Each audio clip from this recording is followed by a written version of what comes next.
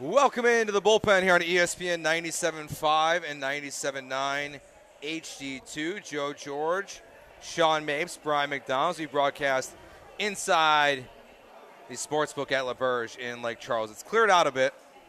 A lot of it. Because it was an Aggie crowd. And the Aggie season is officially over as they lose 10-3 in the most boring game of the college football playoffs so far. College football playoff history? At least of the 12-team playoffs. I would say it was boring. What are you talking? It was boring. Things happened. I would say it was poorly played. Well, it only wasn't boring, Sean, because you and I both cashed tickets. Yeah, maybe that helps. I have rose-tinted glasses on that. Yes. Yeah, yes. it was not a great game. A lot of missed field goals. Yeah. Now, last night's game was great. And Sure was. Last night's game was awesome. It was an incredible environment here. Really, last night was awesome. The Bama fans were on one that were here. I did not expect a fully Bama crowd. We saw chairs being lifted above the tables. Yep. Also, would not recommend the people here at LaBerge. They don't like it when you do They that. say no to that, but it did happen. That's not fair.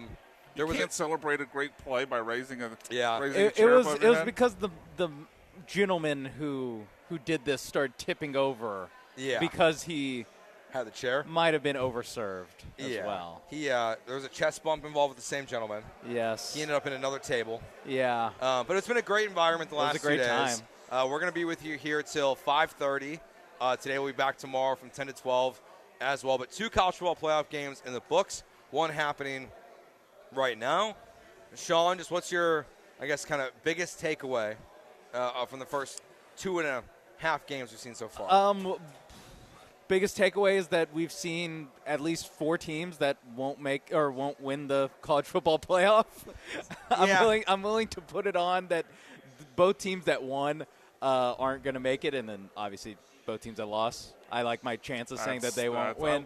But yeah, I think so far we've seen really how muddled the middle of the middle of the top 25 is, like the kind of 7 to 15, 17. Honestly, none of these teams have really stuck out to me in any real way. Yeah, honestly, my only counter to that is this is where I think playoff expansion would be beneficial, because you have now Alabama, who won yesterday and was a gold mine for Old Takes Exposed. You have programs that are kind of faltering into the playoffs. So you have A&M, who gets boat raced by Texas, struggles today. And Brian said it while we were hanging out here, like, I would take Texas. He said I would take Texas over all the teams that have played so far, right? Yeah.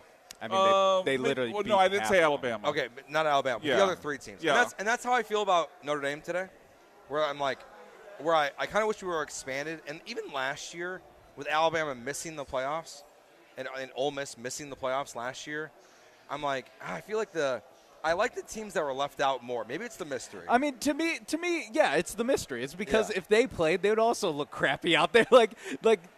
At one point in this game, we were talking about how the winner of A&M Miami is going to play Ohio State, and just being like, Ohio State's going to kill whoever. We're like, it was 0-0. We're like, they're just going to kill whoever they get because of just there's levels to this thing. And watching 2 weeks ago Indiana play Ohio State, and then watching the 2 games that we've seen so far, it's like there's just a clear level jump between Indiana and Ohio State, and I'll throw Georgia in there as well, than the teams that we've seen so far today. So to me, like, expanding it would just be more teams that probably can't win this thing. Yeah, and that's why I've always been against the expansion, especially the 24. I think I'd be fine with 16 if we can all agree as rational people that we cap it at 16.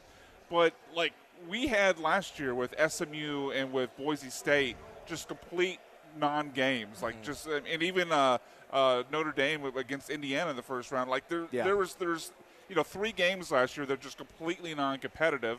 We're going to probably have that again. Obviously, with Tulane right now is down 14. JMU's gone up against Oregon, and then the Aggies managed to not score a touchdown. The first time that's happened, Sean, I think you said since Cincinnati in the college football playoffs. Gross. So I get the argument, and there's always going to be an argument no matter where the number's at. When it was 4, there's an argument for 5 and 6. When it's 12, there's an argument for 13 and 14. So I don't think adding teams to the point of 24 makes it any better. Like, you're going to – like, I mean, to y'all's point, like, it feels, where would the drop-off be for you where like there's like an obvious tier break of like, I don't think these teams can win a playoff? I think it might be at 6. I think the most – Like, I was always – win the whole thing? Yeah. Oh, I thought you were saying win maybe the at title. maybe at 5 I was with going to Oregon. say, do you think Ole Miss can win this thing? No, All right, as I think about it, I think it's at 5. Like, so, yeah, like – honestly, like I for a long throw time them all in a hat, mix it up, it doesn't matter. I thought 4 or 8 was always the best choice. I liked the 14 playoff when it existed. I thought 8 made more sense than 12. I would have preferred 8. That was my perfect playoff bracket. Yeah, I just think on most years, like this year, there are teams outside the top 12, well, as it was ranked, that you can make an argument for of when you go to 16, it can work. But last year, there really wasn't. There really wasn't that last year. No. This year would be a great year for the 14. Yeah. That would be a good year for the 14. Really would. It would be an easy 14. Very easy. And the money's worth it, obviously, for these schools. That each school has made, I think it was $4 million has been what's reported for just making the college football playoff. So you get your bag. But never mind, like all the bars and all the businesses around the stadium, like LeBurge Casino. Like LeBurge. Well, I was thinking more of like in College Station and in Oxford and they're Norman. saying, But I think it was also Lake Charles. Screw Lake Charles. Or screw College Station. McNeese didn't even have to make the title game for Lake Charles to make some money. It might have been A&M, but one of the schools they were predicting was going to make like $25 million. Wow. It was College Station or Norman. Like the community was going to make like $25 million based on all the revenue, people flying in for hotels, bars, restaurants. Like that was how profitable the college football playoff is. It feels more like the Alabama hosting. fan base than the Miami fan base. Yes, where it's like you got people coming in. I mean, College Station, like they're going to pack it out. Yeah, it's going to be packed out. There's going to be a lot of people from out of town. All the people from Houston going up or in Dallas going to College Station for this one. But, yeah, I mean, the college football playoff so far, like I think today's result and last night is not shocking. Like you could have picked either of those teams to win and felt comfortable. Like you guys were both on the Miami side. I was on A&M. I think we all would have been on Alabama. I was. If we would have got here in time. Sean cost me money. I mean, Sean. I cost myself money too. I would have. It doesn't happen. Yeah. Still declined the Venmo. Oh, that's too bad. Too bad. You should have just hit accept. He sent it. It's been like, and maybe send it back. Yes. But like, I would love to segment on the show today of like, hey man, are you gonna send that back? Like, you didn't do it actually. Yeah. But it's the college football playoffs. Like they've been fun so far, but it leaves a lot to be desired at the same time. I know. I mean, to me, it's like watching the NFL playoffs, and you get the wrong draw on that Saturday, and it's the Texans versus whoever at 3:00, and it's some other game that if you draw the short end of the stick, it's two other flawed teams, and you're like, yeah, it's been a good day of playoffs, but these teams are not of the caliber that it's going to take to win this thing. Yeah, look, I get why people want 24 because they feel like the resume. I think there's two different arguments. People will argue that you can argue based on resume that teams with 3 losses or whatever should make the playoff, and you can expand to 16 or 24. But what we've seen last year, what we've seen this year is resume aside, like that's not going to translate into an entertaining product once the game starts. Yeah. There are not 24 teams capable of winning a national title. I think we all agree that there's probably 5. Mm-hmm. Like I'm fine adding more teams than we think that can win a title because we could be wrong on who we think we could win a title. Yeah. But there is a limit to that. Like, okay, if I think 5 teams, let's go to 8 or 12. I'm fine. Yeah, but we don't need to go to 24. I mean, when they had 4, I mean, there's always one team that had no chance. Yeah. Like, and we saw it on the field. Like, they would lose by 25. Mm-hmm. And Cincinnati. Yeah, and I think no matter who you put it or what number you put it at, like you're going to have that happen because they're just going to be teams that either win their conference or just aren't as strong, or that conference isn't as strong, or it's going to be an at-large situation where it's like not. It's an at-large situation where you look at the resume and you're like, I guess that's good enough to be in, but it's not like it's not blowing my hair back. And even narrowing this down to now 8 teams coming out of this weekend, like who's taking Miami seriously against Ohio State? No one. Yeah. I think the number we saw was 9.5. I think we're all going to bet the Ohio State minus 9.5. The opening lines we have so far are Ohio State minus 9.5 versus Miami, and Indiana minus 6.5 or minus 7. I saw 6 against Alabama. So like even like the next round of playoffs, like they're not expecting it to be ultra competitive, like a touchdown's too Yeah. much. I almost feel like the 2014 playoff, the theory is like, hey, in the first round we'll get a couple good games because everyone's kind of even in like the middle of the group.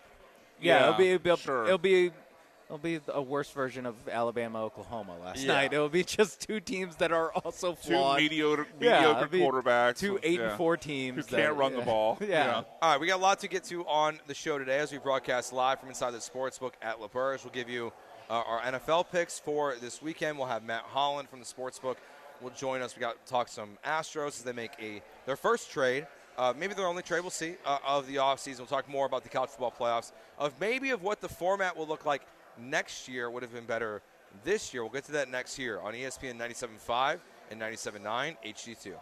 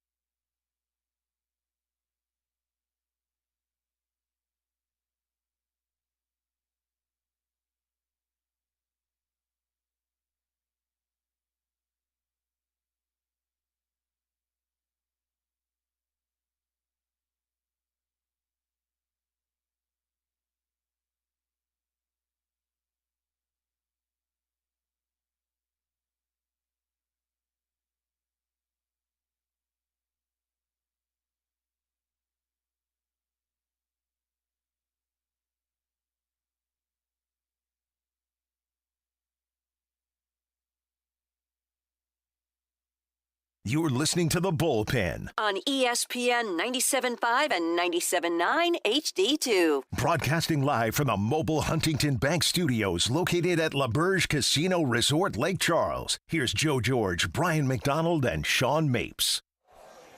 Joe, Sean, and Brian as we broadcast live from the sportsbook at La Berge in Lake Charles. Remind you can book their VIP fan cave sections right now. All you got to do is go to La Berge's website, click on the sportsbook, and a QR code will pop up. They'll connect you with Pedro or Courtney, and you'll be able to book it for your whatever viewing experience, whether it's for March Madness, for a big game coming up. Like if you were here today and you're, like Brian, and you bleed purple. I do. And James Madison forever. I still haven't seen you make a wager on James Madison yet. I'm pacing. I'm pacing myself. Ole Miss is up 17-3 right now as their backup quarterback is now into the game. As Trinidad Chambliss just left the game, but also Montana State are playing. So Yeah, FCS playoffs, two rivals, obviously. Montana State, historically the lesser than to Montana, but up big early. I will say I did receive a buddy of mine knew I was coming to the casino this weekend. Okay. And he saw for the first time in the FCS playoffs, odds are available. Oh. Yeah. And he said, hey, man, I'm a Redbird. Let's bet on Illinois State minus 2.5. Yeah, magical run. Against Villanova today. They're favorites against Nova, the 16th team in the FCS Yeah, playoffs. people said they shouldn't even be there. But they now were there. Look, now And look. they're on their way. The Redbirds. 2 more games to win the title. Yeah, this year. capturing the hearts and minds of the nation. Look at us. Yeah. Go Redbirds. Except Junior Bracco played football there, so I'm not sure. Oh, wow. But, so, okay, if the playoffs were exactly the same, but it was next year's format, today we would have seen Notre Dame in the playoff instead of Miami, but also Duke in the playoff instead of James Madison. So That feels like a loss and a loss. yeah, I'm sad Notre Dame did not play today in a lot of ways.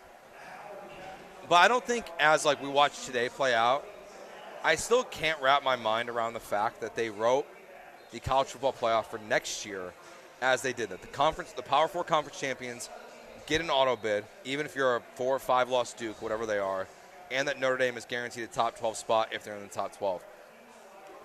They have to expand just to avoid that. Because if it's 12 or 14 teams next year, those rules stand. If it goes to 16, they have to renegotiate that.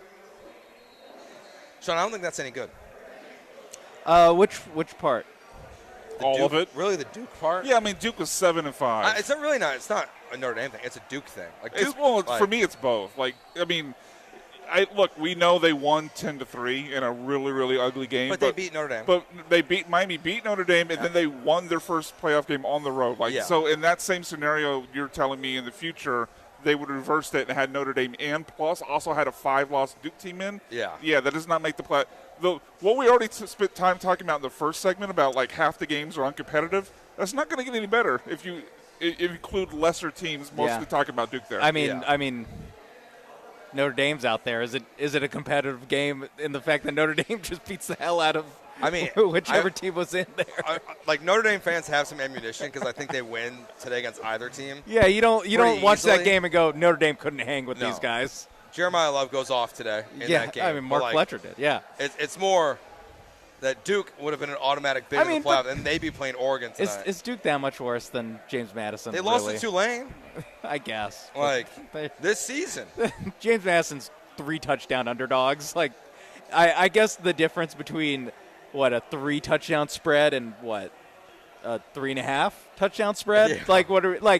That to me is I don't really care about that part as much. And, how often is a Power 5 conference going to have a team that week play in their title game?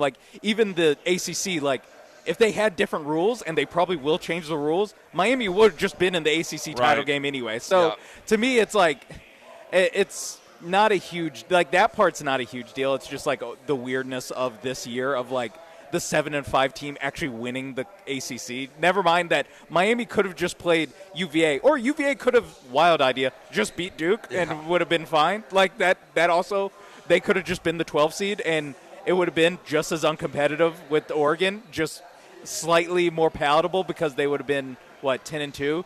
So to me, that part doesn't really move me at all. It's just it's solidifying and setting a floor for the Power 5 conferences to be hey, we will not get left out of this thing. Yeah, I think I hear what you're saying. It doesn't make a difference for what we see on the field. I do think in that situation, in the rules of the conference and how they decide who's in their title game probably changes and makes it a moot point. Yeah.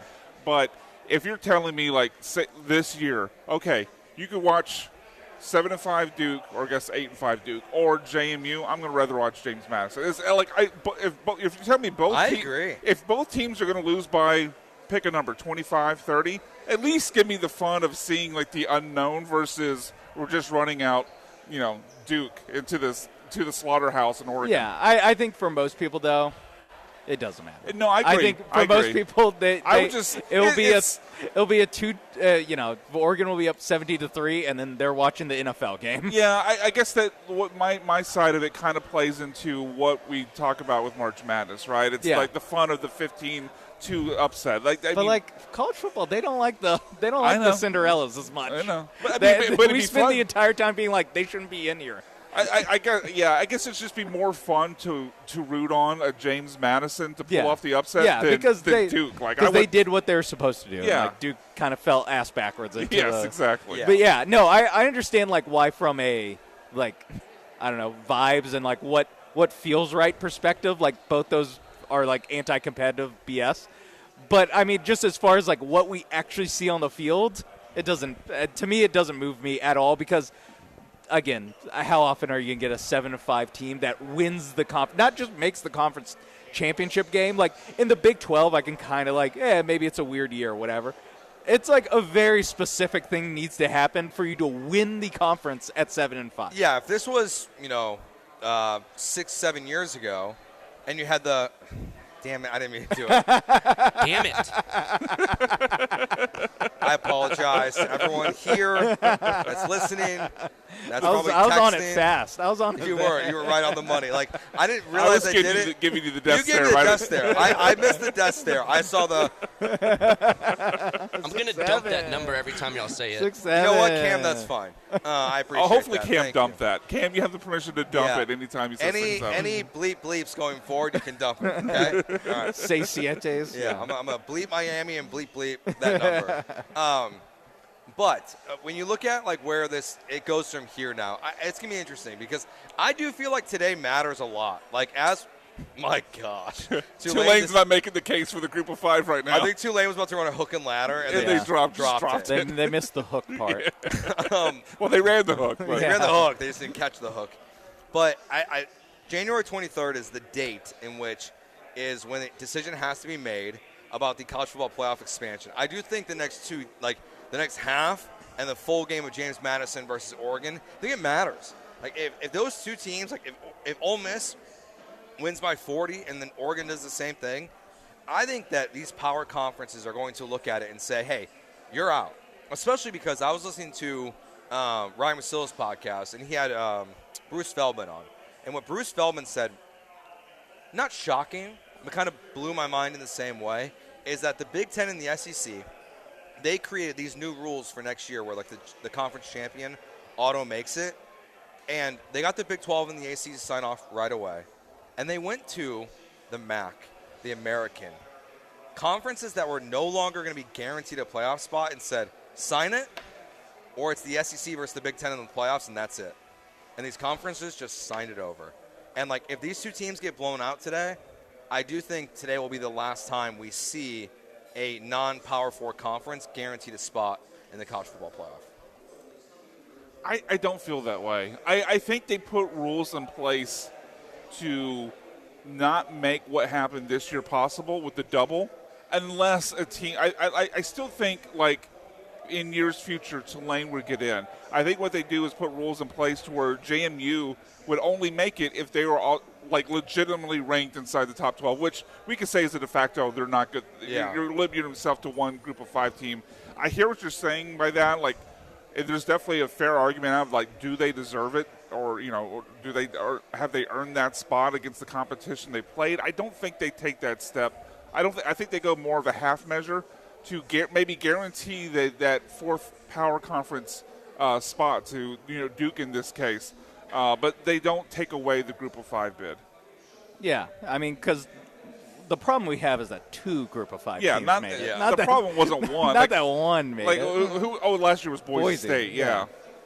I mean, like, even like if when Boise State made it last year, I don't think anyone was upset. No, the problem was they had a home. Yeah. The problem was they had a bye. Yeah, and they quickly that. fixed that, which like was the right decision. But no one had a problem with Boise State last year. No one would have had a problem with, the Cougs, 6-7 years ago. Just for you, Dump it, Cam. I did it for you. On it. But the UCFs, the Houstons. It was also like 10 years ago. Was it 10 years ago with Greg Ward? Oh, great. Yeah, it was a long Was that time 10 ago. years ago? What, with Tom Herman? I guess that makes me feel Yeah, old. Greg Ward, I think, is about 10 Tom years Herman ago. wasn't the Texas coach until 2017. I think Greg Ward is retired from the NFL by now. Yeah, you're right. He got hired in 2017. It just makes me feel like it wasn't that long ago. He got fired 5 years ago. Gosh. From Texas. Not from UH. God, I just don't feel like it was that long He ago, but hasn't you're right. coached It in was 6-7 years. Oh, my God, this segment. 6-7 months. Oh, my God. It hasn't been that long since he's coached. All right, that's Brian McDonald. He's going to maybe murder us. Yeah, possibly. You know. Possibly. If we don't All go to right. break. All right, what's the number here, Sean? For what?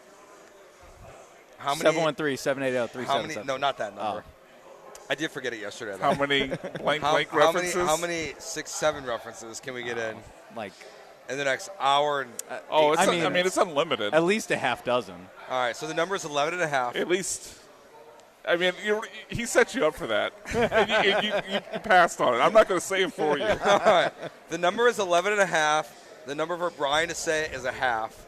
And the number for the times Brian throws his headphones also is at a half for the rest of the show. Jeremy's not on the show, so the odds are lower. That's true. All right, Brian, Sean, Joe, as we broadcast from inside the Sportsbook at La Berge in Lake Charles.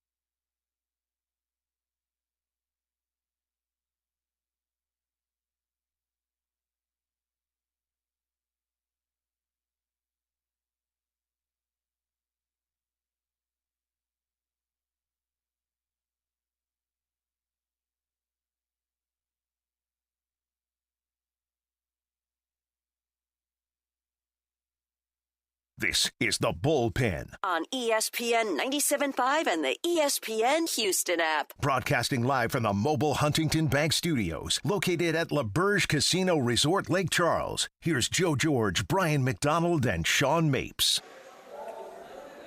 All right, Joe, Sean, and Brian, as we broadcast from inside the Sportsbook at La Berge in Lake Charles. You can do those 20-leg parlays. We saw one of those tickets saw earlier. One of those. Did not win. Did not? Oh, which A&M. one? Oh, okay. Well, I mean, at one point it was going down to, what was it, European volleyball? I think it was towards the bottom Turkish, of the perhaps? Turkish volleyball? I think it was Turkish volleyball that was at the bottom. Yeah, I mean, when you're going to do like a 20-leg parlay. Do you think Matt will put Turkish volleyball on the TV screens for us here? Probably not. We did ask for the Rockets game. They're up 10-2 so far. Doing well. The Philadelphia Eagles, Will Shipley, fumbled the opening kickoff that led to a Commanders field goal. So, Brian, your first touchdown play is still in play. Oh, yeah. As is my parlay. Oh, I actually didn't bet it. I do have Eagles -7, though. Okay. So I didn't like that part, giving the Commanders a free 3. But your first touchdown would have still been there. Yeah. So mine's still alive as we wait here. The Astros this week finally do something big, I would say. It was do something. It's not like a blow your mind trade. I feel like you have to use quotation marks when you said do something big. Okay, all right. Pause, reset. Bigger than they've done. Okay. The biggest move of the offseason. Biggest move of the offseason. Yep. There you go. Mike Burrows is now a Houston Astro. Who is that guy? Yeah, it's an interesting one because you've got really, I feel like, two sides of this of people who are really, really excited for a player they've never seen pitch, or people who are really, really upset for a relief pitcher they've never seen pitch that you traded away. Well, plus Jacob Melton. We did see him pitch against the Astros. He actually beat the Astros back in he pitched June or July. 5 1/3 and struck out 6 guys. Yeah. Now he had an 8.47 ERA.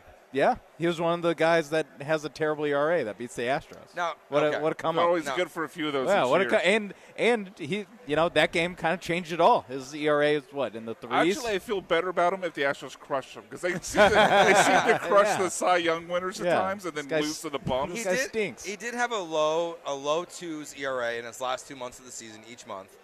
I'm seeing a 3.94 ERA for the season. Yeah, but I think it was like across 96 innings. I think July was like a 2.3 and August was a 2.5. I think is what his numbers were that month, those last 2 months of the season. So, look, I'll pull it up. If you watch if you watch some of his stuff, his changeup is nasty. That thing moves like crazy. I do like a good change. But there's some work to be done with the fastball. I've watched him pitch a good amount. Yeah, he's in the Cubs division. Yeah, I think so he pitched I'm against guessing the Cubs like two. I think he pitched against the Cubs twice.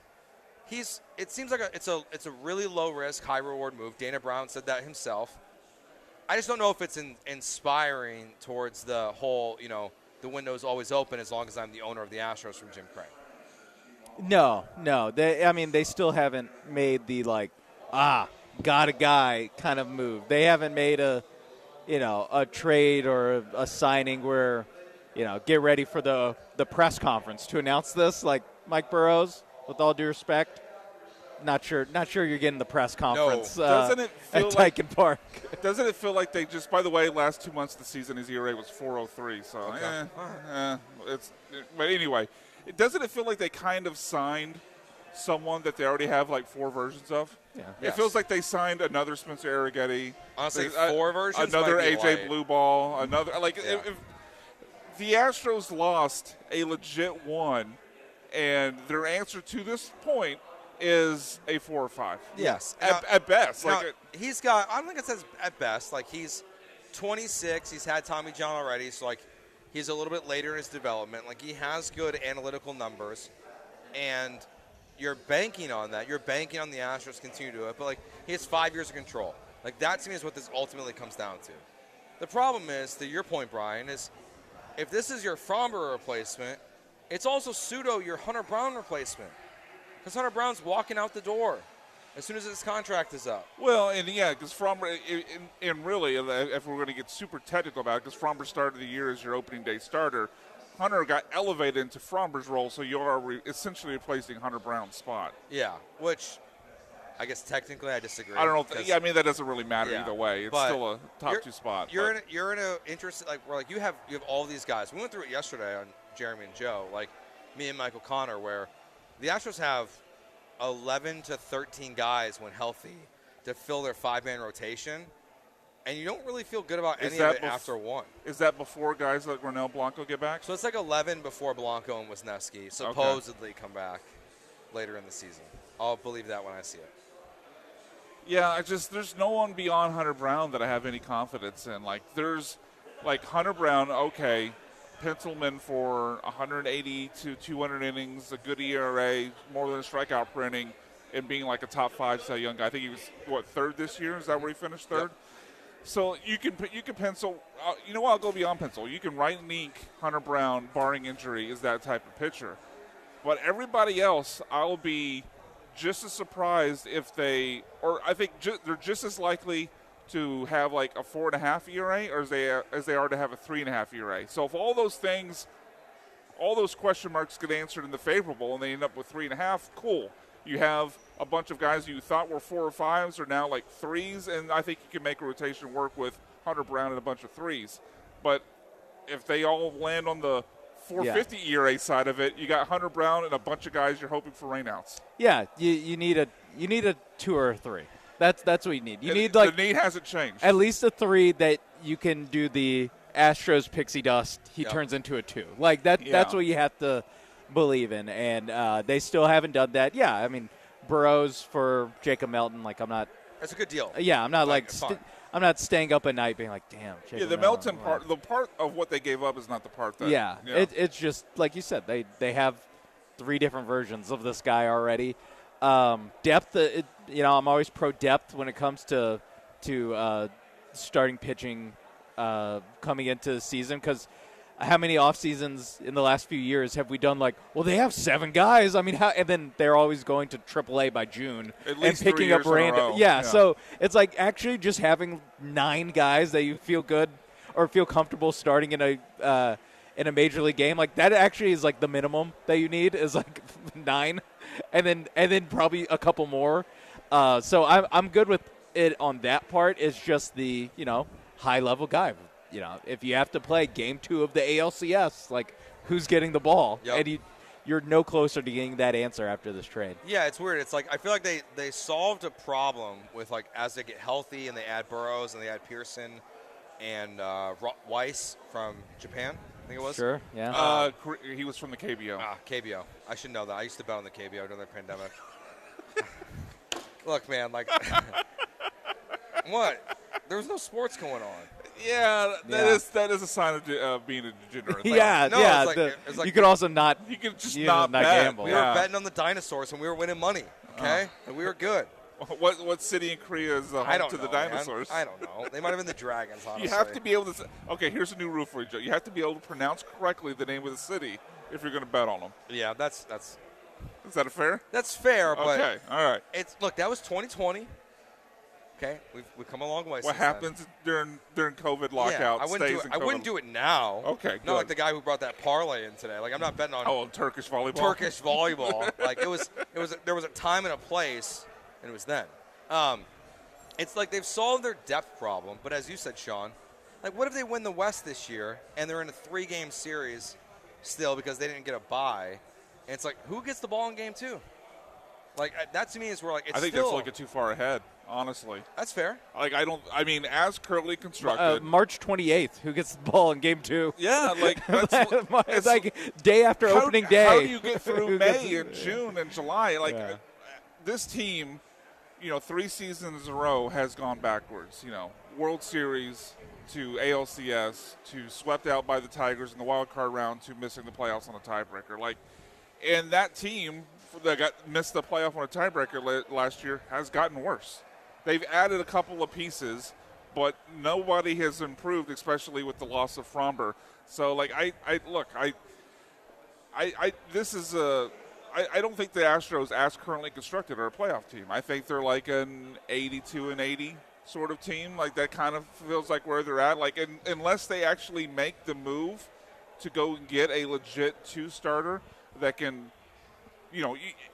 I just don't think they can go through a 5-man or 6-man rotation where they're basically coin flipping 4 out of 5. Like that's not a way to build a playoff team. Even if honestly, I'd take a Burrows type if he just had more than 99 career innings pitched. Yeah, like if he was Merrill Kelly's age, we're like, okay, well, he's not great, but we know he can consistently take the ball. Yeah, he can consistently go 5 innings, 2 earned runs, Yeah. something like that. Like I'm fine with that, but yeah, we don't know with this guy.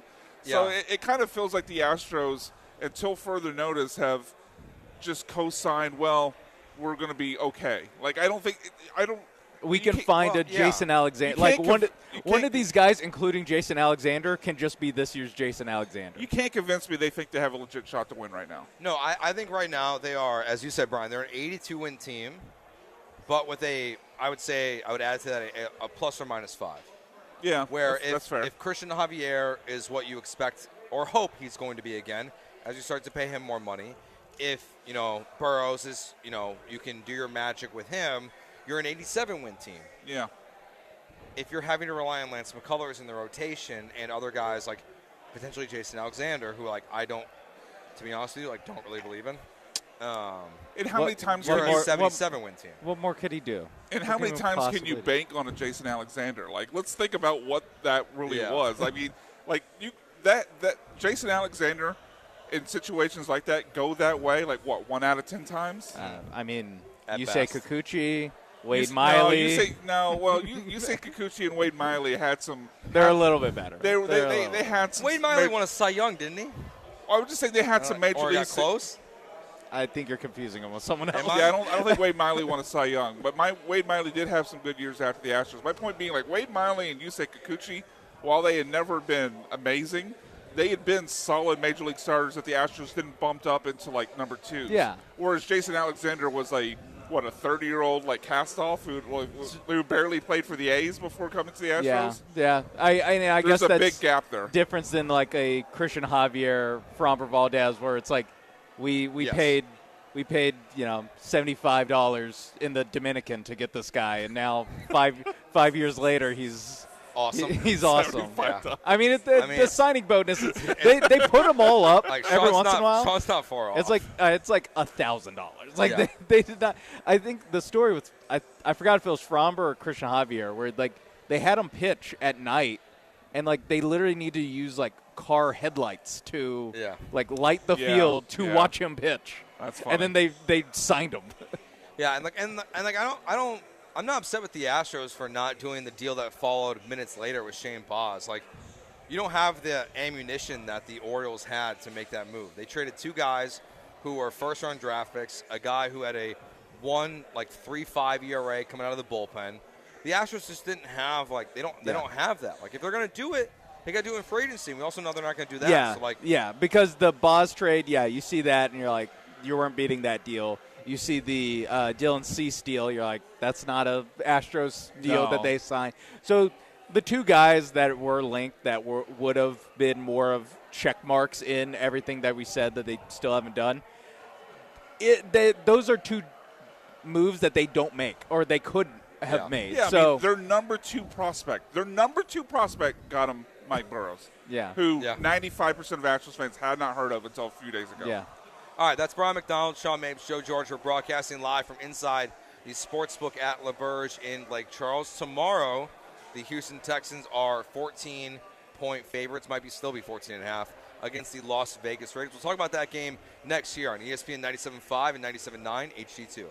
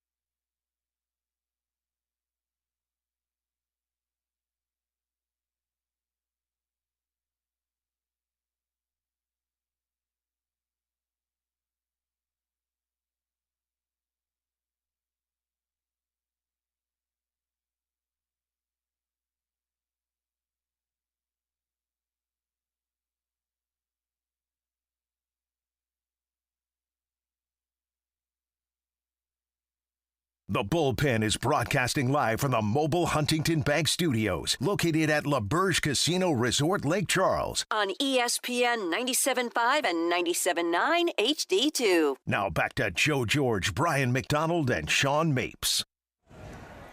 All right, Joe, Brian, Sean, as we broadcast live from inside the sportsbook at LaBerge in Lake Charles. Tulane just completed a big pass as they are down 17-3. Now we're watching in a sports book, so you can't exactly hear the volume. So we're also kind of wait and see on what the status of Trinidad Chambliss will be. When we get off the air at 5:30, you will join in progress with the remainder of that game here on the station, and then we'll air the James Madison and Oregon game after that as well. Go Dukes! The Rockets are down 3 at the end of the first quarter, 29-26 to the Denver Nuggets. Did anyone bet on the Nuggets? Plus 1.5? No, I did not. Wish I would have. I'm just following A.J. Brown's catches and receptions right now. I'm like so checked out on fantasy. I got no, because I have a player prop as a part of a parlay with him. I got one team left, and I'm playing a team without an owner. Oh, yes, in the Dynasty. Yeah, has Sean heard this? Oh, we kicked someone out of our Dynasty league. Okay. Yeah. So in not the playoffs. a Ronan. Oh, wow. What did he do? She was kind of mean. I wouldn't have kicked her out. It wasn't my decision. Yes, we would not have, but there was a lot of tension. Yeah, she was a terrible person to be in a league with, but I wouldn't have kicked her out. All right, who just scored? Saquon Barkley? I should have bet it. You would have hit it. I would have hit it. Yeah, That's almost up for Rip It, which I guess I don't know if we're going to have time for ripping it up today. Okay, well, I can't physically rip a ticket, but that's on me. Matt Holland will join us here from the Sportsbook at 5 o'clock as well. All right, so tomorrow the Houston Texans take on the Las Vegas Raiders as they continue their playoff push, which they're going to be in the playoffs. They're going to be in the playoffs. No doubt about that. Really the question is now are they going to win the division? And tomorrow, to me, is less about the Texans and the Raiders than it is about the Broncos and the Jags. The Texans are going to win tomorrow. Even if they don't cover, they're going to win tomorrow. So really, the only story for tomorrow is Denver going to beat Jacksonville? That to me is what ultimately matters the most, because if they do, the way it works out, Jags win their next 2 games, the Texans win out. After the Jags was Denver, the Texans win the AFC South. They're at least the 3 seed, most likely the 3 seed.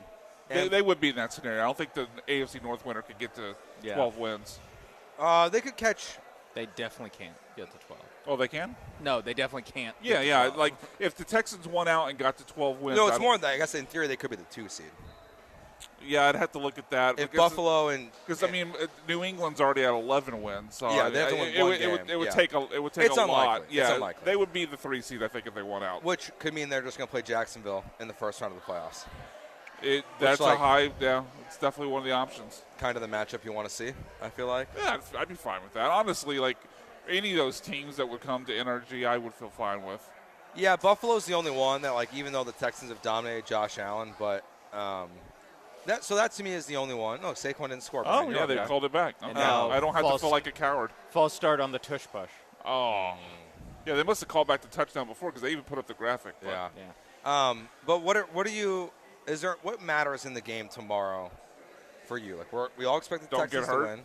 Okay, that's fine. It. That's really it. Yeah, this feels like a September game when Texas scheduled Sam Houston State. Oh, I'm sorry, not State anymore. They're just Sam Houston. Thank you. I'm glad I could get that correct for you, Sean. But yeah, there's nothing about the Raiders. Look, I know they've got Brock Bowers. Genty was obviously a top pick, but Genty really hasn't done much because they have no offensive line and no passing game to make teams back off of playing the run. So it feels like a team devoid of options of how they can beat you. So I don't know. The last I saw, the team implied total for the Raiders was 11 points, and I don't know how they get there. That's where this game's at for me. I think for me, it's really just Bowers is the only thing that I'm watching tomorrow. Sure, because Trey McBride did go off. Yeah, just what does it look like? But Jacoby Brissett is way better than Geno Smith. Absolutely. And I think the last we heard is he's going to play. Yes, that was the last I'd heard as well. So it's more just that. Is there a weakness on this defense that is guarding the tight end? Because up to this point this year, it has not been. It wasn't previous years, but this year they've avoided that. So if there's another week where Bowers goes off the way McBride did, I'll be like, okay. But is that just you played the 2 best tight ends in football? Very possible. Honestly, it's hard to on know. crappy offenses. So Very that's possible.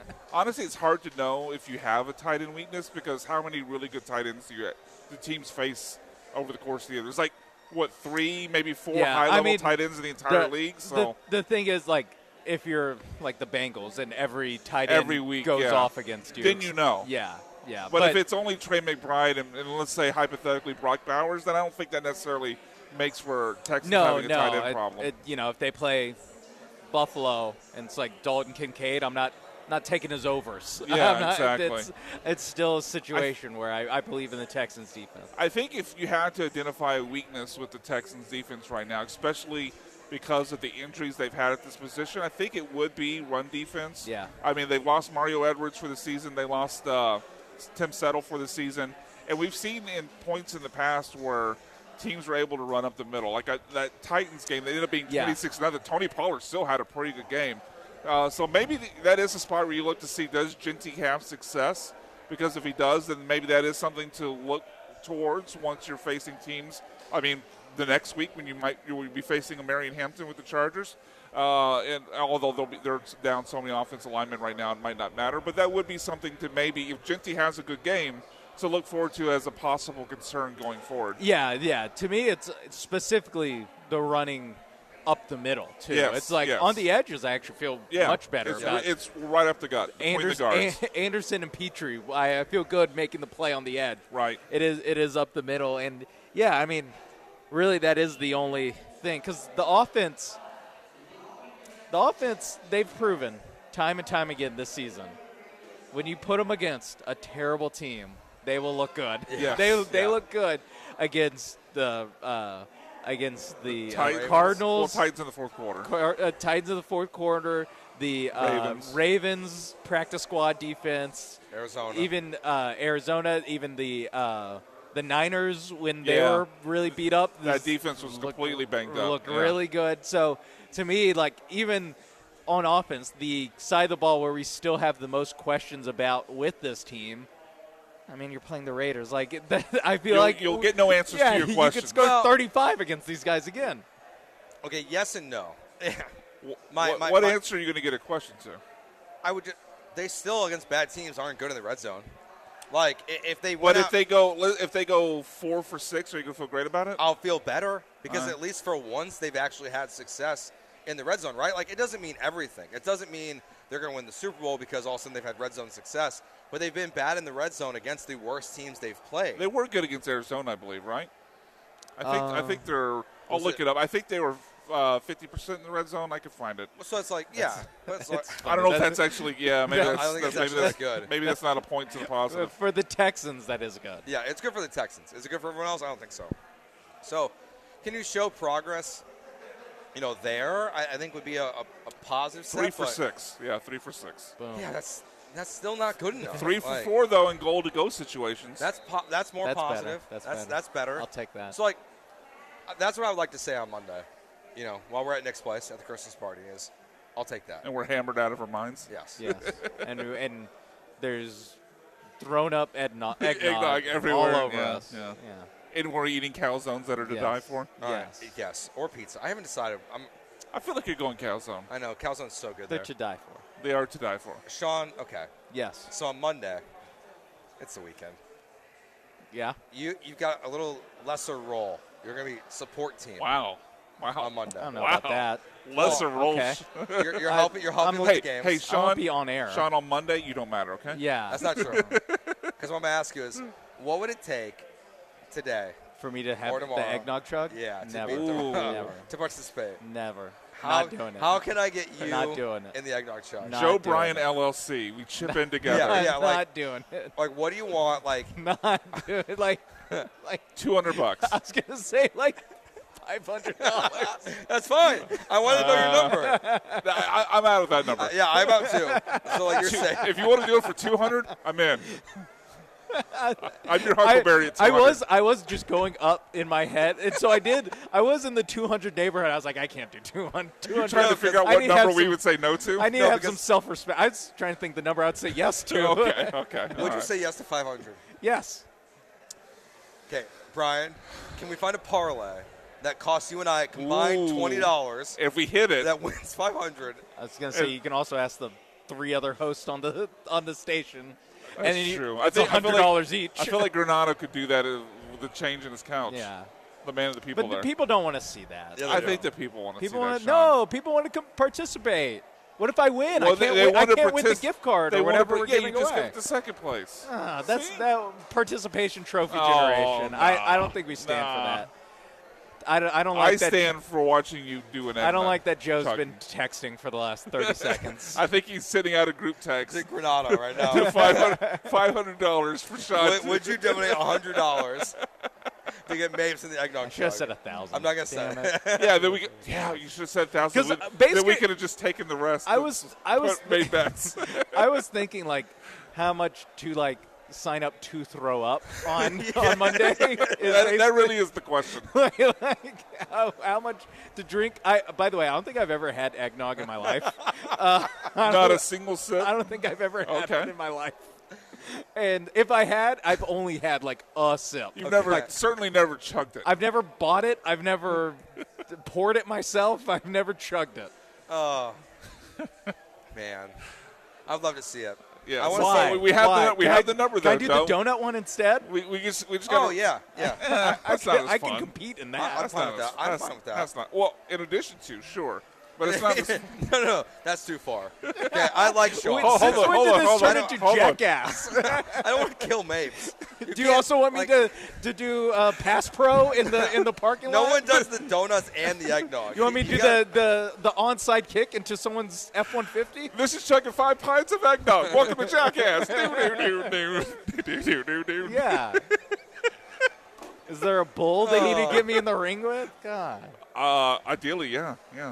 Nick's going to have a giant hand around one of the corners and just smack awesome. me with it.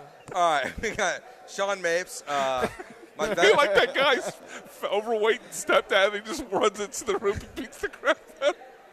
Go to All right. break. I'm sorry. my Venmo is at JG1880. Oh, my God. Yes, we got to If you raise wanna- the funds. if you wanna $500 is our donate target. $500. To the Bam Margera of E ESPN 97.5. Yeah. All right, Sean Just glad you're Mapes. not Steve-O. Yeah, Sean He's Mapes. definitely not Steve-O. Who's the dead one? No, Ryan- he's alive. Ryan Dunn. No, Ryan Dunn's not. You were thinking of Bam Margera. He is still with us. He's Yeah, still no, with us. I know. No, I said who's the dead one. Oh, okay. I thought you were saying Steve-O's dead. He's not dead. No, he's hosting the new version of Jackass now. No, Fear Factor. Johnny Knoxville. That's Johnny Knoxville, Johnny yeah. Knoxville? Okay. We got there. We got there. It took a little bit. All right, Sean Mapes, Joe George, Brian McDonald. We broadcast live from inside the sportsbook at LaBerge in Lake Charles. In the next segment, the three of us and Cam will give you our picks for the NFL weekend. Seems like the bullpen's a little mixed, so I'll try to keep saving the day for the crew and helping out a little bit. That's next year on ESPN 97.5 and 97.9 HD2.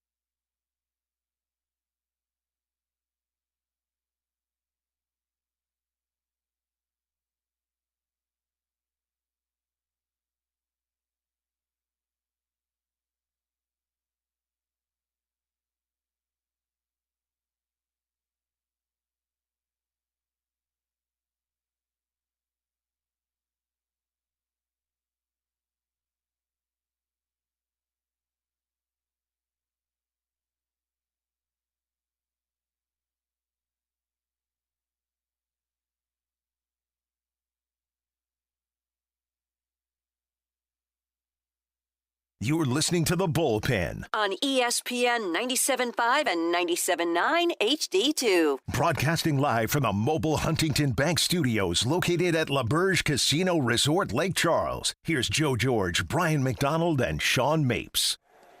Joe, Sean, and Brian broadcasting live from inside the sportsbook at LaBerge in Lake Charles. We'll be joining the college football playoff games when we wrap up at 5:30. Matt Holland, one of the sportsbook managers here, will join us in the next segment to talk about what we've seen so far in the college football playoffs, maybe how much it would take him to chug a gallon of eggnog. Ooh, good question. Odds for Sean to throw up, minus 2,000 if he would play it. Especially since he's never had eggnog. Yeah, that does make me That feel makes me feel like it's a prohibitive favorite. Yeah, that does make me feel like the 500 number was way too low at this point. Don't price him up higher, Joe. We got a chance to. I think it's too late now. You always locked in? I think he's locked in at this point. No the pure- Venmos yet at JG1880.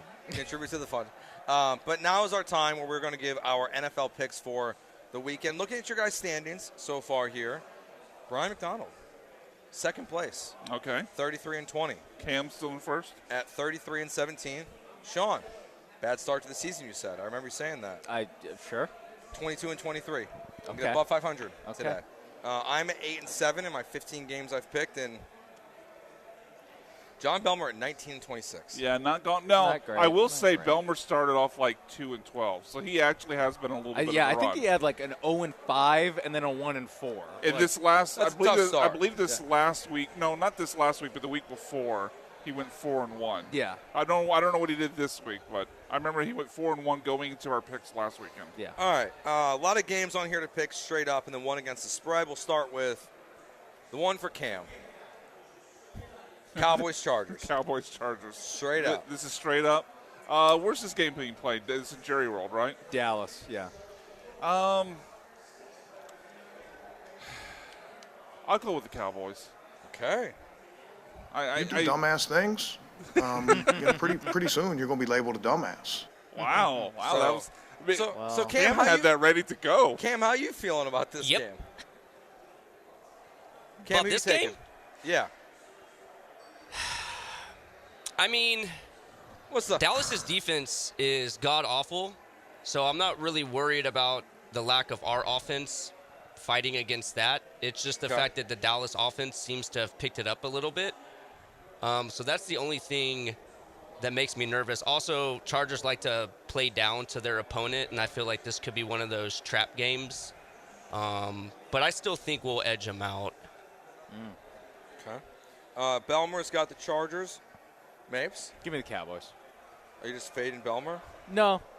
I just think they're better. I do think there's a world the Cowboys are just actually a better team. It's just with the current state of the Chargers offensive line, It's it's just bad. hard. I don't think I've picked them like the last 3 Here's weeks. the thing I would do. And I'll tell they've you. won 2 of them. Would I ever bet on Matt Eberflus?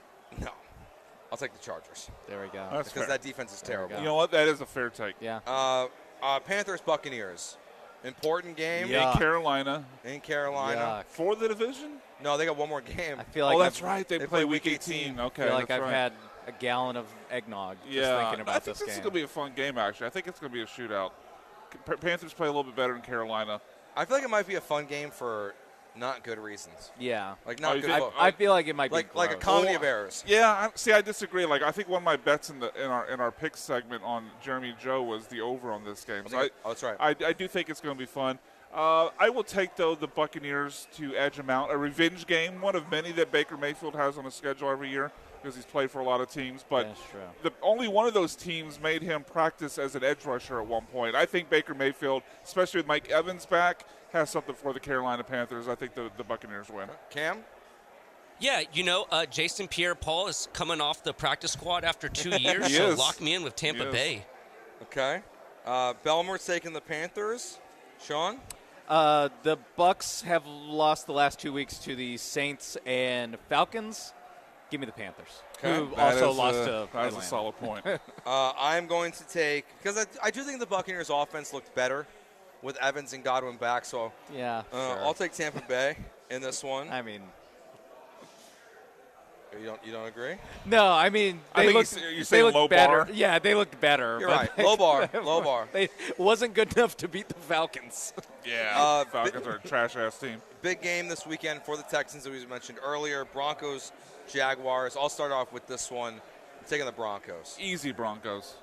Is this in Denver. Denver? Yeah. Give me the Broncos. Okay. Cam? I'm going to have to go Jacksonville. They've been playing pretty good ball, and Denver's just been kind of getting away with some wins, and I also need them to lose for my Chargers, so I'm going to go Jacksonville. Okay. Lions, Steelers. Important game this weekend for the NFL. Like, if the Lions lose this game, depending on the results of tonight's Bears-Packers game, they could secure the Bears a playoff berth. If the Steelers were to get the win. Steelers-Ravens is obviously a close race. Who you like in this one, Sean? I didn't even realize what. I love that Joe started with what the Bears need. Yeah, it's a big Look, game. we're not on here. What the Bears need in for the Lions NFL. Packers. They're not on here. It's big, It's for, big the for the NFL if the Bears get helped Yeah, out. I am the NFL. Give me the Lions. Lions easy. You know what? I'm going to be the contrarian here. Give me old man Rodgers. That'd be great for the NFL. I love that you, the That'd Bears be great fan, for the NFL. to help the Bears are having to root for Aaron Rodgers. Yeah, it kind of sucks, to be honest. Yeah, with you. Like, that feels nice. I don't want to root for Aaron Rodgers, but I feel like I have to. It's what's best for the National Football League. It's what's yeah. best for business, Sean. Look, the Chiefs aren't in the corporate Joe. The over here. Chiefs aren't in the playoffs. The Ravens might not make the playoffs.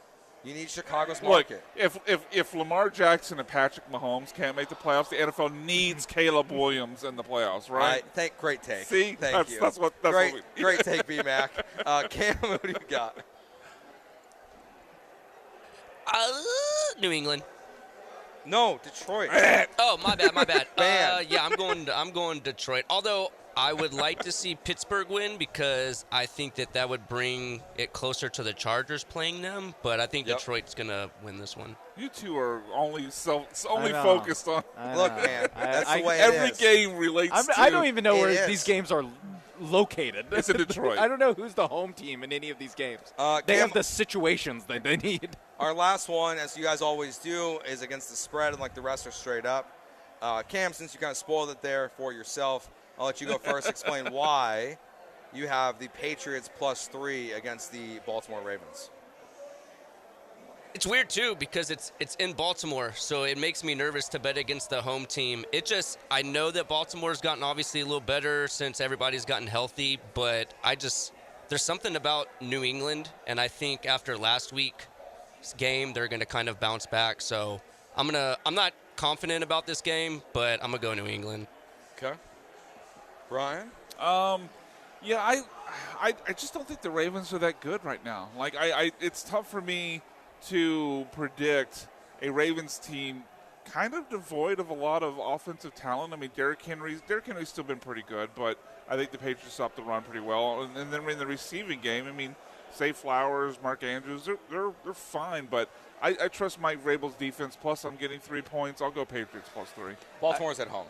Just so Yes, you know. I double-checked that. I also saw that they've lost their last 2 home games, the Ravens have. So I it's just not, don't think they deserve to be a favorite right yeah, now. and it's I not agree. like going into Baltimore. Is this hard place to win? The Bengals did it on Thanksgiving, and then they played in Cincinnati and got shut out. Like I think that the shutout, honestly, is what's overvaluing the Ravens, where it's like, oh, it's the first game really all season that they've looked really good.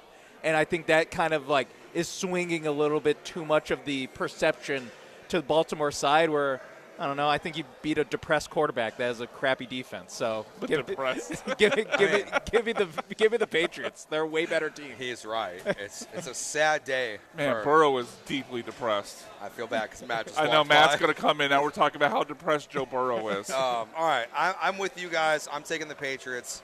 Matt is very -3. confused right now. I'm not a believer in Baltimore. Yeah, I'm not either. To your point, Brian, like outside of Zay Flowers and sometimes Mark Andrews, they haven't been good this year. Like you haven't had the likely Andrews combo work out for you. I'm still not a firm believer in what New England has done this year based on their schedule, but I just don't think Baltimore's that good at this point. Belmer will be the only one That takes the Baltimore Ravens -3. All right, we're good, gentlemen. So then we're all feeling good. Yeah, we're good. All right, that's Brian, Sean, Joe, as we broadcast live from inside the Sportsbook at LaBerge in Lake Charles. A great place to come out, watch your favorite games. You could be like Brian and be sad you didn't place bets on the under at the right time, but you're still going to hit it. Yeah. At this point, Yeah, look at this. I'm fine. And you can be like me and bet on hockey and win money as well. All right, it is ESPN 97.5 and 97.9 HD2.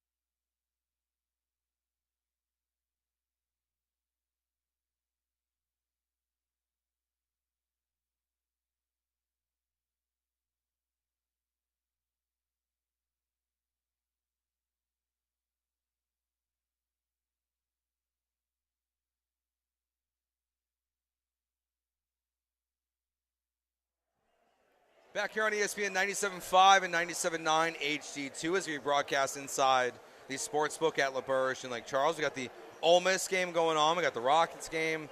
Looks like the Cougs Arkansas game down there, the NFL game. Lots of great stuff going on. Fun weekend with college football playoffs and the NFL going on, and we are joined by one of our favorite people, Matt Holland of the Sportsbook here. And I got the Rage Against the Machine rejoin. I mean, that makes it even better. Yeah. I mean, honestly, I'm a little disappointed Joe said one of our favorite people. Our favorite person. Our favorite person here. Well, I like Pedro a lot, too. That's fine. Hold on. Hey, Matt, don't listen. Guy. Matt, don't listen. Done. When Pedro comes on, we'll say Pedro's our favorite person. Oh, there we go. Good, okay. Good All call. Right, there we go. We don't play favorites. Lots going on right now with the playoffs, the NFL season quickly wrapping up. Yep. But Thursday night this week was an awesome game between the Rams so good and the Seahawks. So stupid. So good. So crazy. I'm still not sure he threw the ball backwards. I think he did. Okay. I thought in real time when I was watching, or when I saw the first too. replay, I was like, they are actually, if they're reviewing this, they're doing it the right way. Okay, sidetrack from this. Was the field goal made last night? I say no. Okay. I didn't think so either. See, I thought it was. I didn't think it was particularly close. I mean, I get, like, if you wanted to nitpick it, but when I saw it and I saw the replay, I was like, no, they're not going to give him that. They're just not. Like, I think by rule it has to be completely outside of the goalpost, which I think it was inside of the goalpost. But I hate that rule because if you extended the goalpost up and it was still inside the outer edge, it would doink off the side. And go in, most likely. Well, Physics. maybe you go inside. Yeah, it might bounce back out. Yeah, it might bounce straight back onto the field. Well, we saw the bane of existence of college kickers the last 2 days. It's been a big thing. Special teams. Oh, it's awful. I mean, not even that, but like the punting game last night That was drop terrible. Punt was comical. Yes. If you want to investigate, college athletics, you start there. We had that comment. I think that was the first thing Sean said was check He's his on the account. take. He's on the take. Check his account and see if there was a special teams turnovers bet that you could place somewhere. And I just wish the announcers would stop doing the thing where, like, this kicker has not missed the entire season to miss 2 and consecutive. then he missed 2 field goals. Hey, he hadn't missed one since the first kick of the season. Ridiculous. But Rams-Seahawks was awesome. Yep. On Thursday night. What's the most action you guys are getting right now for the Super Bowl? Because it feels very wide open. I feel like it's still the Rams are still that clear team. But now that the Chiefs are out of the playoffs, no Joe Burrow this year. Sorry. Fine. Maybe no Lamar Jackson this year. It feels more open than previous years. So where do you feel like it's like? Where are you seeing the money come in this year? So for the Super Bowl? if this is, I'm not trying to deflect or anything else like that. If you had to guess, both of y'all, what do you think would be the team that we've taken the most action, we have the biggest liability on? Bills? That was going to be my guess. Bills? Okay. Yeah. Texans. Oh. So if Texans wins, that's the biggest loss for you guys? That'll be a massive loss for us. Interesting. Makes sense. That's So why we're here. People started getting on the Texans about 3 weeks ago and just taking, maybe $100, $200, whatever. But the past 2 weeks, I've seen a larger intake of $1,000, $5,000. I honestly did at 12-1, or some people are getting it at 20 plus. So and it's been pretty steady. I guess there's no way to actually correlate this, but we saw this week John Gruden go on his TV show on Fox and pick the Texans to go to the Super Bowl this year. When when something like that happens in the media, do you feel like there's a direct correlation also to bets? You might have a couple people that get a hunch. 2 weeks ago, before the Bills game, we took a large 4-figure bet on the Bengals to win the Super Bowl because it came out like some people were just saying like 2 or 3 pundits came out and said it wouldn't surprise you don't want to play the Bengals in the playoffs. And I'm like, yeah, you don't want to play them, but you're also not going to because they're not going to win this game. I know my team well enough. So, of course, I welcome the action. But it definitely, if they listen, it depends on who's in their ear. And obviously our bigger customer base is the Houston population. So whenever they're on a winning streak and everything else like that, that's all they hear on the local radio station is amping up the Texans. They get confident. They're just going to go ahead and put their money, to what they're hearing. So, yes, we definitely hear that. So it's our fault if you guys lose a bunch of money. I think that's what I heard. But it's good for business because the longer that I actually don't mind the Texans winning, just like I don't mind taking the Rockets action and things like that, because the more people that are in the room, the more people are watching the game, it's better for us. It's better for the environment. I want the Texans to be in as long as possible.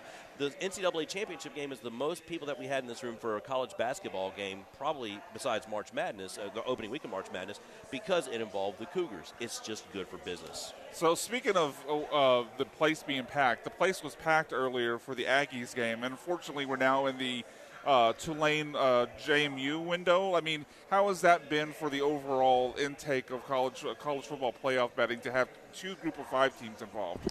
We haven't gotten a whole lot of action on the dogs in these games. I think people understand it is what it is. Like, this is a step up for people like Tulane and JMU, which is kudos to them. I don't think that they should be shut out of the playoffs or be downgraded because of the quality of opponents that they play. But I think people kind of get it. Like, Ole Miss is just better. Oregon is going to be just better. So we don't really have offsetting action. Everybody's no just one's fired. placing any big wagers and hoping to capitalize on the big line. No, and the only big dog that we are actually kind of rooting against is I have probably mid-5 figures on the Raiders tomorrow. Okay. Really? Yes, and I don't get hook? Straight up or against the 14 number? and a half. Okay, against the number. It's I have got- 114 and 114 and a half. Okay. I said that hook feels like it does.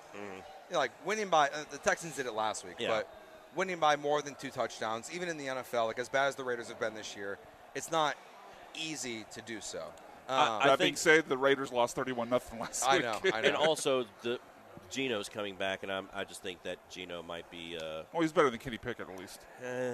You know? No? I'm not sure Kenny either. Pickett threw, 65 I think yards that last team, week? I think that team is just kind of punted.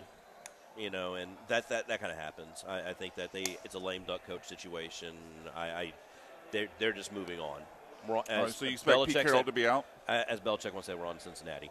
Yeah, I think there's actually going to be a pretty heavy turnover this offseason as far as NFL coaching. Yeah, it was interesting. Schefter talked about it today, and I'm curious. He said, Zach Taylor, you're a Bengals fan, was more on the safe side. We were talking about it yesterday on the show. where are you at with that? Like, are you fire them into the sun? See, that's what I kind of figured most people would say too. Is like you're done with Zach Taylor. At this point. Here's the problem that happens with the Bengals organization is that it's a family operation, and they treat it like a family-run business. They don't part ways with people, and they have him under contract for another year. If they do fire them, I'm sure they're going to have to pay out the contract. Mike Brown is not in the business of paying 2 head coaches at the same time. The problem is you already have the press conferences where Joe Burrow is going through his little thing and getting to his feelings or whatever, and you have to try and put the franchise in a positive light. And if you're not making positive changes, you're going to risk alienating your stars. We saw it with Carson Palmer. I mean, it's history. Those that don't learn from history are doomed to repeat it. And I feel like it's the Brown family just hasn't learned a single thing since the organization was incepted. So I'm curious, now that the NFL is into their part of the season where they start mixing in Saturday games, you're going to have a Christmas game coming up. Does that change anything for you guys' intake to have more games on the weekend, or just the change of a Saturday versus a Sunday, or maybe even Christmas Day? Totally legit question. I think that what we find is like a lot of people might make a special trip up here. So the Christmas Day games, I'll have people that will drive up here on Tuesday or Wednesday, make their bets. That way they can spend Christmas with their families and not have to worry about they already have their bets in and stuff like that. Then they'll just kind of go into their normal routine of growing up Saturday or Sunday. Gotcha. Yeah. So people adapt. I still don't know if I like Christmas games like the way they're doing it this year. I don't. 3 games on one day. I mean, it's fun. Like, it's fun to have. Now, I mean, maybe part of it's because the schedule hasn't worked out great this year with Mahomes. Yeah, it's that they did get very unlucky. Yeah, like Mahomes being out, Jaden Daniels being out, like it does kind of ruin it a little bit. But like I guess are you guys open on Christmas Day? Yeah, absolutely. So you got the 3 Christmas games, 5 NBA games. So it's gonna be a busy day. No, but it is, but it isn't, because we might have a handle of 6 figures, or more on that day, but we've been taking bets in over the entire week. The venue itself might not be busy because people are doing the Christmas thing. The evening might be busier because people are tired of dealing with their families, and then they're like, hey, I just need to get out of the house, and then they come up here. But, it's normally a lower traffic. People just make their bets in advance. Am I going to be sad tonight, you think? I don't know. Bears have moved to 1.5 favorites. So I've been eagerly waiting to talk to you about this because you say, am I going to be sad tonight? I think you should be happy regardless. Have you met a Bears fan? Bears fans are not happy regardless. The schedule is so tough that there's a real scenario where the Bears win 11 games this year, but they lose to the Lions in the last week of the season and they miss the playoffs. I don't know. Is hell. I don't know what to do with myself. Like, it's like, how do you look at an 11-win team and say they didn't make the playoffs and also feel like happy about the season? Because it feels like such a gut punch. Total garbage. Yeah. And I really wish we could figure out a way to where the division winner, doesn't necessarily have to advance, because I think that the Bears are better than any team in the NFC South. But you have to be happy because your team still hasn't reached its full potential yet. I agree. And the fact that y'all are leaning into the run game. Like, Caleb is good for one or two throws a game where I'm just like, how? But he also he's minimized the bonehead plays. He's gotten better. Yeah, but he has 1 or 2 plays where you're just like, what are you doing, dude? Yes, but the defense has been good. The running game has been fantastic. You are just in a juggernaut of a division. And you're also the NFC West is kind of in the same scenario. Yeah. Well, yeah, I was going to ask that. Where do you view the money at with the West now? Because the 49ers and the Seahawks, because of the game on Thursday, now both control their own destiny. So you've got these 3 teams where it feels like just chaos can unfold the next couple weeks. I keep waiting for some hedge money to come in, and nobody has. Because I know a bunch of people that had Rams positions, and nobody's bought out of them yet. So I think people are just kind of, just letting the cards fall. Yeah. Right? It's been fun to watch. Like, I still don't think Seattle can keep doing this. I just don't have the faith in Sam Darnold. Like, what he did yesterday was quite impressive, considering the Boo Birds were out and everything else like that. Oh, yeah. That first half was ugly for him. Over the past 2 years, he's probably has the most regular season wins of any quarterback. They won 14 last year, and they're up to 11. Yeah, you're right. 11 this year so far? Yeah. It's probably not even close, honestly. Yeah, exactly. And it's just kind of amazing, he's got to be responsible for some of that. it's quite impressive. My thing is, and I hope Brett's listening, but my favorite thing is I just cannot wait to bet against the Steelers in January. Yeah, I'm with you there. It's going to make me happy. If you don't mind getting back to the college football world, we've got Absolutely. some early lines for some of the matchups in the next round so far. It looks like Indiana's a 6.5-point favorite was what we saw, maybe 7 against Alabama. And Feels then right. Ohio State opened up, I believe, as a 9.5-point favorite against the Miami Hurricanes, who advanced earlier today. Like, what are your thoughts on those early numbers? I feel like the number I got 10.5 for Ohio State and 7 for Indiana. The Indiana number feels right. I feel like that Ohio State number is going to jump probably to 12, That was our 13, feeling, too. I would bet that even if it was 13.5. I know the A&M fans that are listening to this broadcast, I'm sorry, but the one observation I had was like the happiest people in watching this game are not the Miami fans, it's the Ohio State team. Oh, yeah. Because they saw there's like we are not going to have a problem with either of these They have a teams. second bye. Yeah, exactly. I am curious on a personal note. Yeah. Tyrann Mathieu jersey. Okay. How are we feeling about LSU next year? We've got an elite recruiting class, no one left, a good team, and maybe a Trinidad Chambliss, maybe a Sam Levet coming in at quarterback. We'll see who the quarterback Maybe is. Lacey. Lacey, Been rumored. yep. How are you feeling about LSU next year? Because I am bullish on like a LSU makes the playoffs next year bet already. So all the stuff that happened with Brian Kelly and how messy that was aside, Lane Kiffin is quite literally probably the best fit for LSU. And if they somehow can fend off Alabama and he stays there for 4 or 5 years, I don't see a reason why he doesn't win a national championship there, just because he will be able to get the talent in the building. And I think the kids will want to play for them. You know, he's put up numbers wherever he's been. And we get the quarterback situation taken care of, you know, we can figure out the rest. Maybe not next year, but within 2 years, I think that you will see a completely different organization. I'm glad to have a fresh face. I'm glad to have some excitement. You know, it was needed. The Brian Kelly era was just You're saying exhausting. Brian Kelly was not a fresh face? He was a face. You stop. I mean, I don't miss him. You said the family word. I know, that's not funny. But I'm a Notre Dame fan. I don't miss him. You gave us your problems. Congratulations. Well, Marcus I Freeman, think by Notre the Dame way. made out. Well, see, it's funny is I think it's Notre Dame and LSU both made out in a big way. Like, I think how you feel about Lane Kiffin is how I feel now about Marcus Freeman. I was unsure. Oh, at I the love time. the hire. Like, And when it happened, I was like, that's a slam dunk. I was worried because it was 50-50 between Freeman and Tommy Rees. Yep. They made the right hire, clearly, because I think Tommy Rees is the quarterback coach in Cleveland now. Oh, no, he's calling plays for Cleveland now. So they made the right one. I want to get back to this. How did you feel about Notre Dame being left out? Like, if you're being Oh, it's right. You weren't here. We were here when it happened. We were on the air when it happened. It was awful. I was pissed. Okay.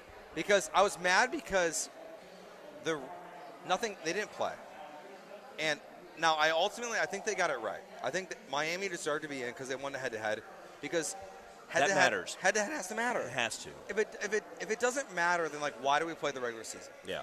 So I think for that they got it right. My biggest issues were now Alabama won yesterday, so that helps. Honestly, like the biggest thing I think they got wrong was I think Miami should have been ranked higher.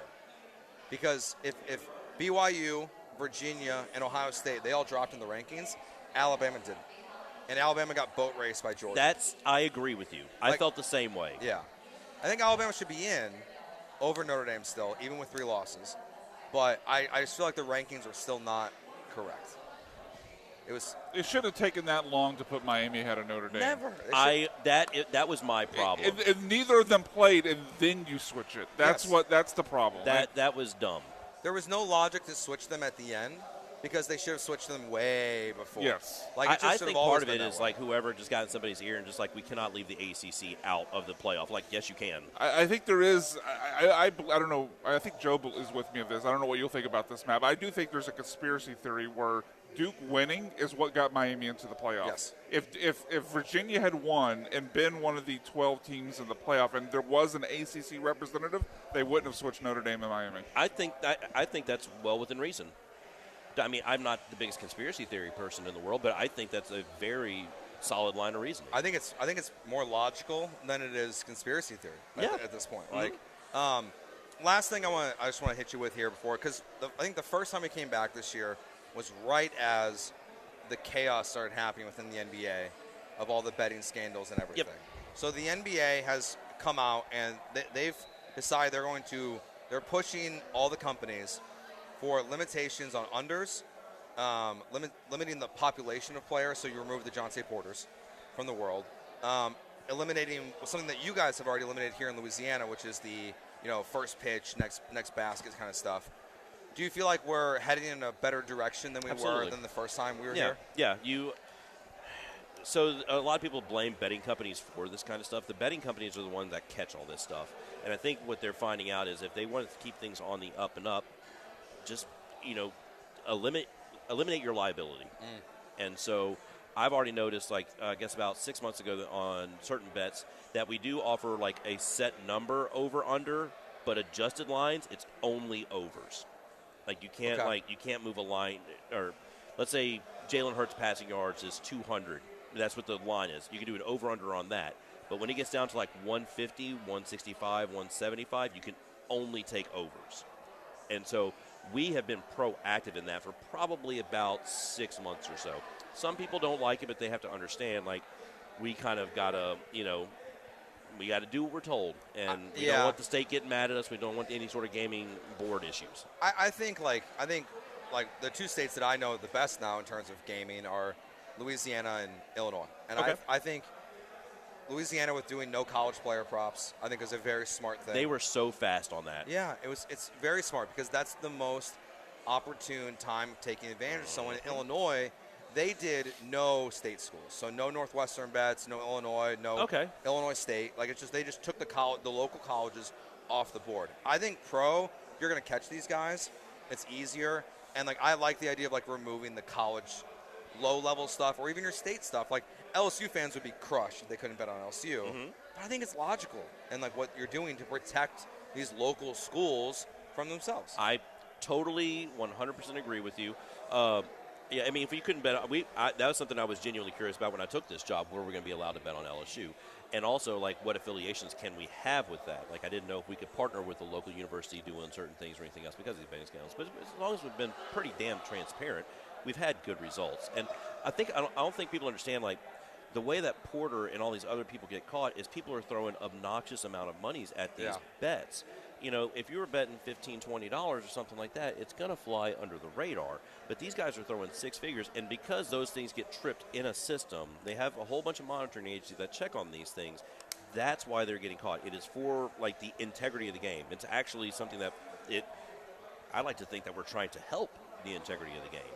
And so if they have more regulations, I mean, I think it's as long as it's justified, do it. All right, that is Matt Holland. He'll be back with us tomorrow. Absolutely. Preview the NFL games coming up, including that Texans favored by 14.5 as we are broadcasting live from inside the Sportsbook at LaBerge in Lake Charles. Go Bears. The Bears.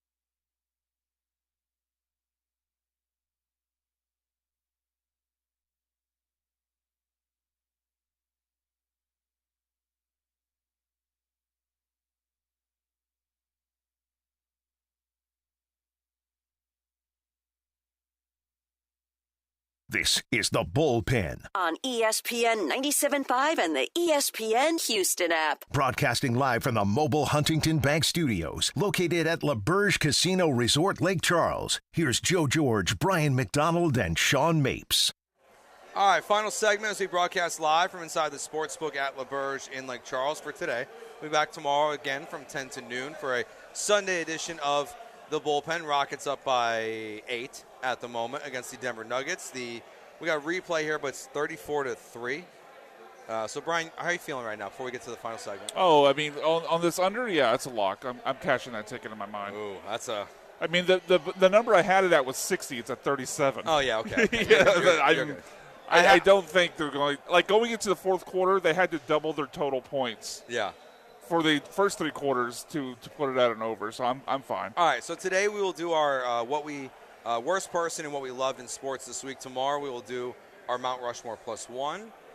Brian, you want to kick us off today? Yeah, so my worst person in sports this week is the Los Angeles Dodgers. Not that we never need a reason to hate the Dodgers, but I hate that it's the one sport without like any sort of salary cap, and they continue to ruin the sport, and we're hit with a record $169 million luxury tax for the previous season.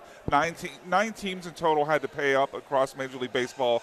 You cannot operate a legit, serious sport when some teams are spending like $50 million on the payroll, and then the Dodgers are hit with a luxury tax of 3 times that much. Yeah, which has got to be probably 5-6 times what like the Steelers spent. Yeah, the Pirates spent. This year. I guarantee you, half the league did not pay as much for their entire payroll as what the Dodgers did in their luxury tax. Yeah, Sean, your worst person in sports? I'll go worst person in sports. Whoever withholds the information, like the Steelers have won 23 consecutive home Monday Night Football games.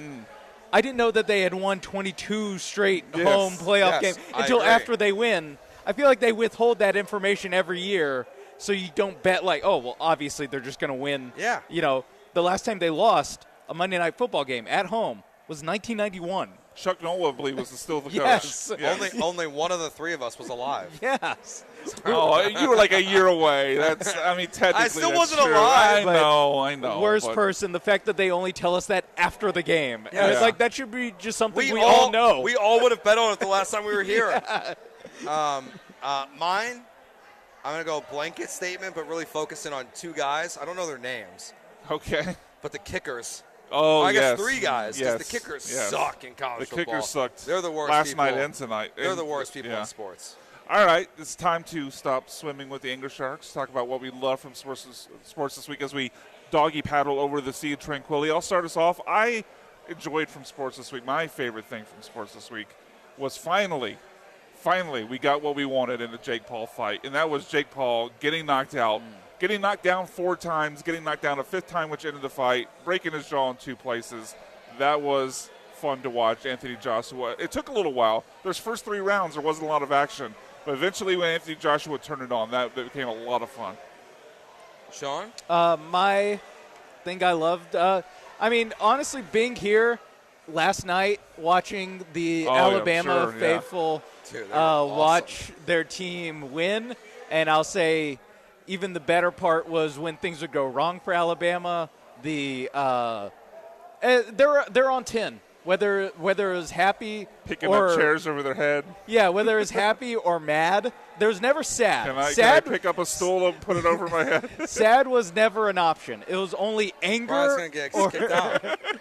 It was either anger or complete euphoria. We need a demonstration. It was so funny. It was a madhouse. See, I didn't fall over. Night. It's okay. Yeah, there was a table.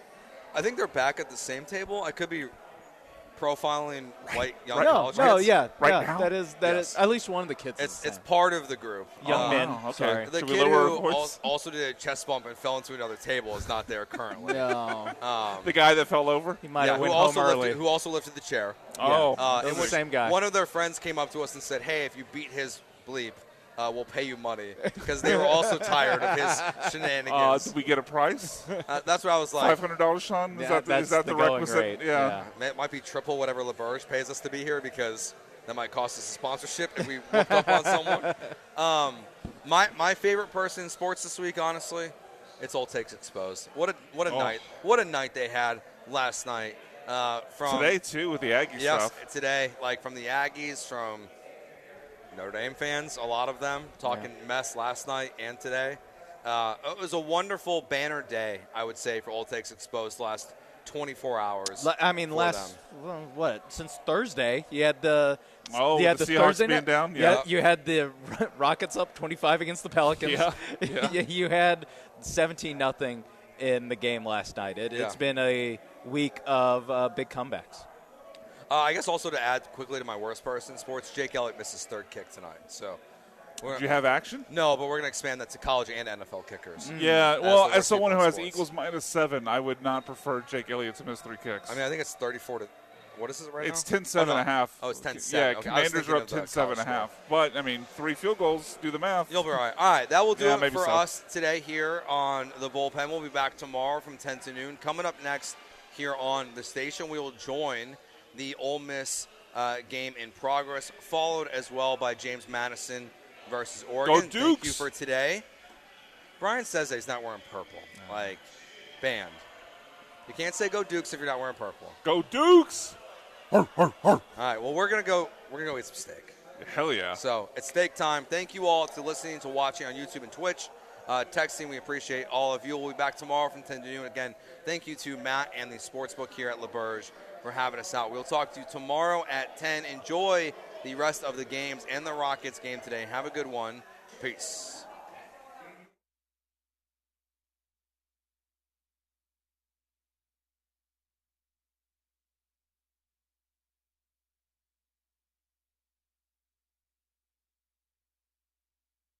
In the backfield and will get what he can towards the middle. Officially a gain of about 5. Mekhi Williams brought him down finally. Logan Diggs a little bit bigger of a back, and so you're seeing him carry a few bodies down in the red zone. People are hanging on, yet he's leaning forward.